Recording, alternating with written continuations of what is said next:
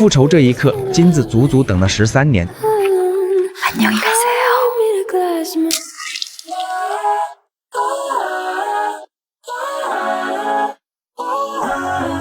如果有人毁了你的人生，你会选择怎样复仇？她为了报复出轨的丈夫，在光天化日之下把负心汉和小三做成了烤肉，就算被警察团团包围，她也毫不在意，自顾自地吃了个一干二净。最后，她被判了个终身监禁。可凭着彪悍的身形和狠辣的性格，她顶多就是换了个地方享福，其他女犯人轮流伺候，晚上睡觉都有人专门负责抓蚊子，稍有伺候不周，迎来的就是一顿暴揍。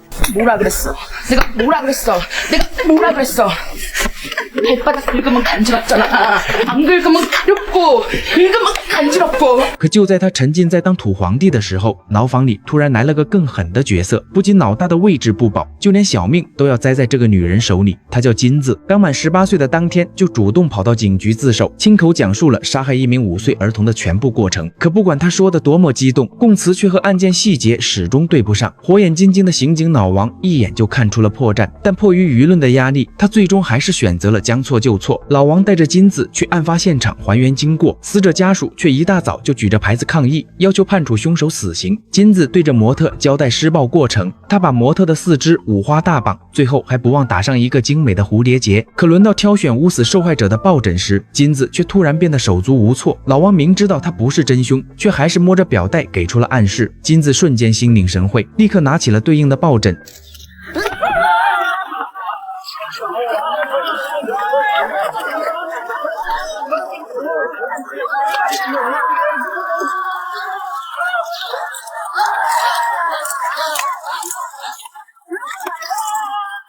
最后，金子摘下口罩，眼神里满是决绝，仿佛在向所有人宣告：“我就是那个十恶不赦的凶手。”就这样，金子被判了15年有期徒刑。入狱第1天，他就用一块肥皂把嚣张的狱霸摔进了医院。可没过多久，他就像换了个人一样，每天对着十字架虔诚祷告，聆听神父的谆谆教诲。他尊老爱幼，不仅扶老太太过马路，还认真学习各种技能，给每位狱友提供及时的帮助。良好的表现让他赢得了狱警的喜爱，也使得广大狱友对他认可有加。慢慢的，亲切的金子就成了广为流传的佳话，狱友们对他的敬仰犹如滔滔江水，连绵不绝。特别是狱霸的种种行为，更是把他的地位推向了高潮。为了给同伴报仇，他主动要求到医院端茶喂饭，可喂着喂着就把狱霸给喂死了。 빨리 죽어. 락스를 먹였다고? 응? 얼마 동안이나? 3년. 아우, 뱃속이 깨끗해졌겠네. 응? 아, 친절한 금자씨. 其实金子这么做并不是圣母心泛滥，而是复仇的前奏。为了复仇，他可以忍气吞声，甚至不惜付出任何代价，只等在关键时机开出致命的一枪。很快，金子就因良好的表现减刑出狱。神父带着教会成员前来迎接，并特意准备了一块新鲜的豆腐，预示着今后清清白白做人。可面对神父的苦口婆心，金子却伸手将盘子打翻，这也意味着他撕去了所有伪装。一场腥风血雨将在不久后来临。 너나 잘하세요. 出狱后，金子找到了狱友妍希。她本是一名小有名声的妓女，但由于和蛇头分赃不均，意外弄出了人命。来到监狱后，成天被狱霸欺负，是金子搞死了狱霸，才让他过了几年的舒服日子。心怀感恩的妍希安排好了住处，给金子提供了一个温馨的小窝。第1天晚上，金子就做了一个不能算噩梦的美梦，梦中的仇人已经变成了一只狗，他用雪橇将其拉到了雪山。短暂的告别后，突然把枪口对准了他的脑门。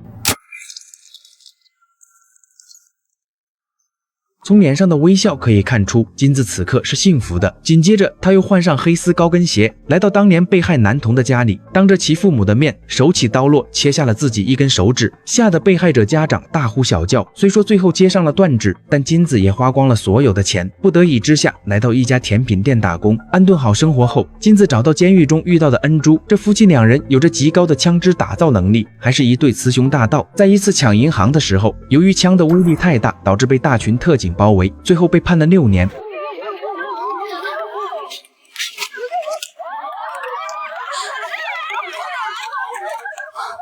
服刑期间，恩珠得了肾衰竭，金子二话不说捐出了自己的一只腰子。在得知了金子的复仇计划后，夫妻二人当即表示全力支持。可光有制造枪支的能力还不够，还需要一张好的设计图。这时，金子从怀中掏出了一本书，把每一页撕开，重新排列，正是一把结构复杂的神枪设计图。原来，监狱里的老人曾是一名北朝鲜特工，要在监狱里服刑30年。老人患有老年痴呆，所有人都避而远之，只有金子就像伺候自己的父母一样，帮他端屎端尿。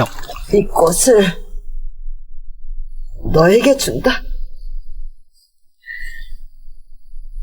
동지에겐 원수가 있으니 很快，一把神枪被造了出来。可那名老特工显然是被关的时间太长了，所掌握的还都是上个世纪的老工艺。这把枪虽说外表华丽，看起来也十分拉风，但声音却响得像大炮，还必须把枪口对准脑门，才能保证一击必中。为了测试神枪是否有效，金子买了一只小土狗，来到了深山老林里进行测试。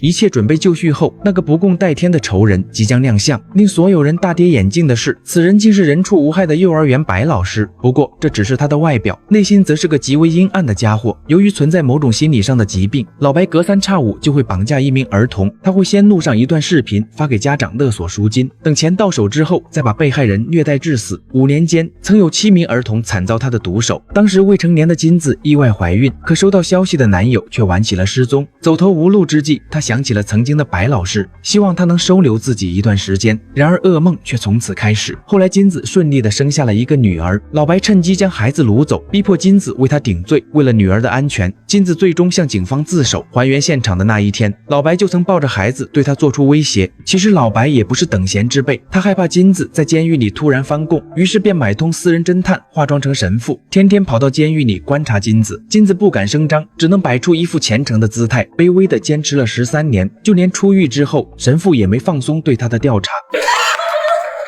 밤늦게 어딜 이렇게 돌아다녀요?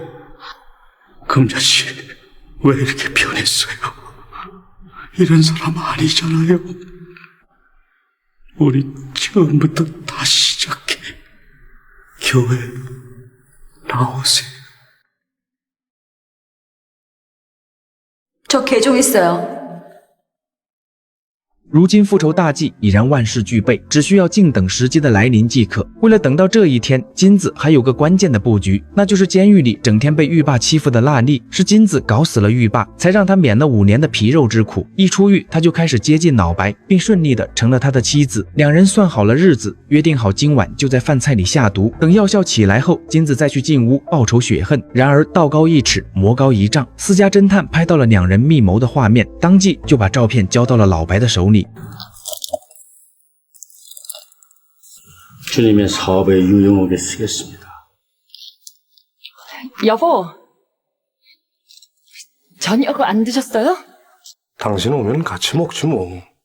기다릴 테니까. 老白还有另一手准备，他找了2名杀手埋伏在金子的必经之路。那里回到家后，立刻就被暴揍了一顿，然后绑在了椅子上。可他还不知道，今晚的饭菜中早已下了迷药。金子刚接上了女儿，突然被2名歹徒袭击，情急之下，他掏出了神枪。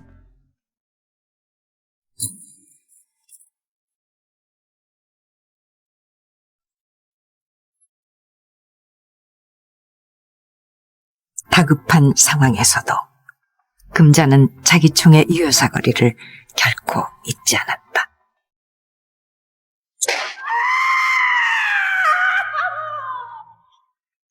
解决完杀手之后，金子来到了老白的家里。老白恰好药效发作，金子终于看到了仇人的嘴脸，于是立刻把他推倒在地上，剪掉了这头令人作呕的长发。随后，金子将老白带到了郊外，本打算打死这老小子了事。可就在这时，老白的手机突然响了起来，手机最下方的玻璃珠引起了金子的注意。他清晰地记得，这是当年被害男孩的遗物。这么来看，这老小子杀的人应该不止一个。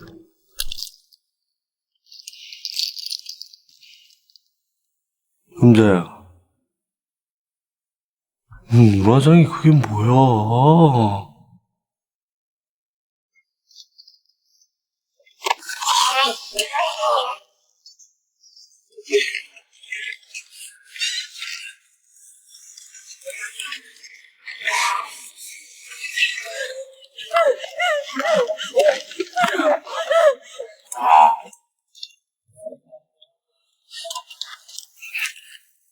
그 아이들이 왜?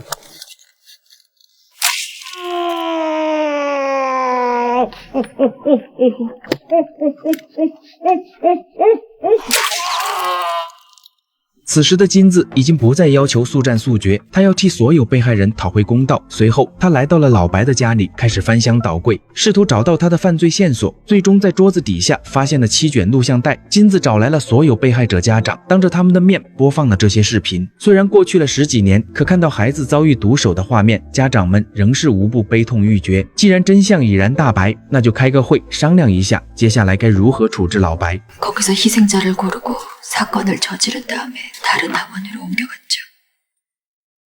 언제나 자기 반 아이들은 피했기 때문에 한 번도 경찰의 용의선상을 오른 적이 없습니다.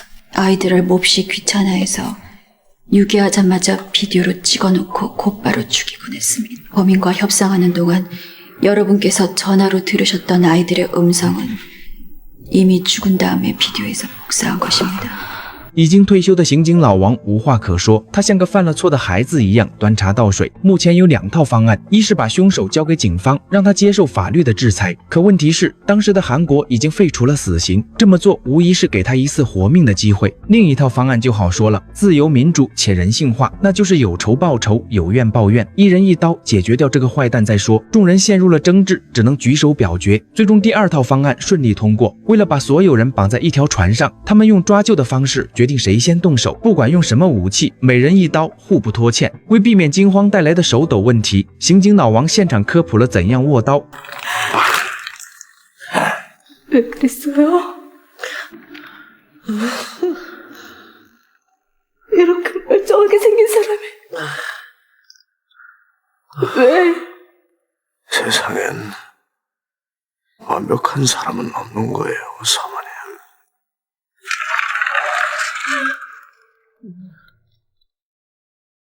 紧接着又进去2组家庭，他们牙一咬，心一横，冲上去就是一顿猛刺。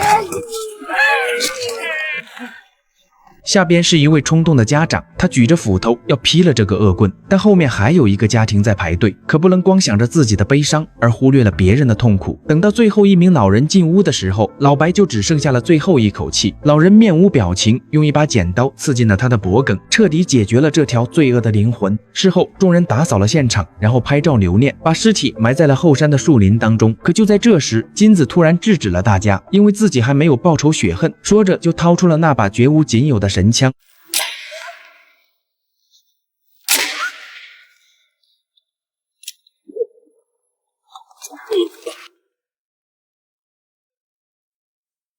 漫天大雪落在面包店的橱窗，那块纯白的奶油蛋糕也摆在金子的面前。这场横跨13年的复仇终于画上了句点。作为朴赞玉复仇3部曲的终章，亲切的金子没有底层的绝望，也不像老男孩那样的疯狂暴烈。他把复仇拍出了最温柔的质感。前2部的主角都被仇恨反噬，在命运里面不停的困兽犹斗，最终走向彻底的毁灭。而金子在大仇得报之后，选择擦掉猩红的眼影，牵着女儿的手走进血液，终于给了复仇一个最柔软的落点。